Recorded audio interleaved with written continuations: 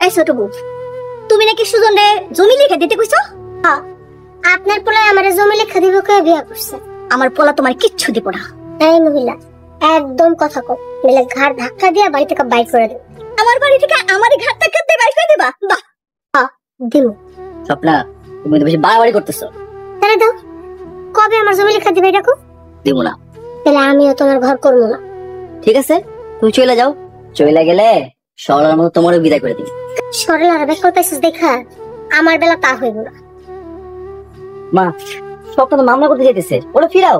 তোর বউ তুই ফিরা, আমি পারুম না। ভালোই লাগে না আমার। এসে সরল অনেক ভালো আছিল, আর যাই হোক মানে সম্মান করতো। স্বপ্না, তুমি যাও না। আমি তোর নামে গিয়ে আর মামলা করবি? সব করে দাও। তোর কোনো মাফ নাই, তোর সংসার আমি আর করবো না। আপা, চুরি লাগবো? বালার কাছে চুরি আছে। তুই এখন খারাপ রয়েছস, যাইতে কইছি না, যা। তার এমন আউলাই গেছেন কেন?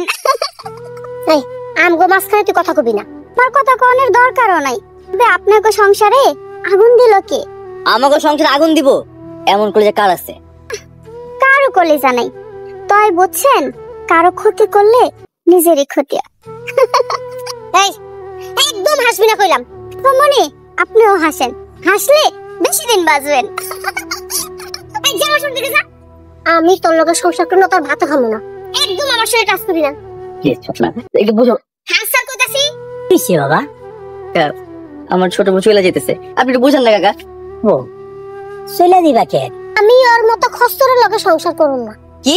আমি খস্তর? খস্তর তুমি? আমি খস্তর? খস্তর না তো কি? তাকে তো আমার বিয়া করছে। টাকা লেগে বিয়া করছি।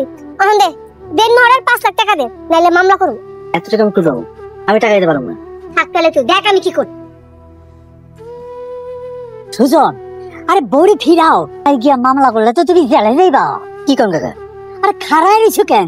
যাও। সব এই স্বপ্না,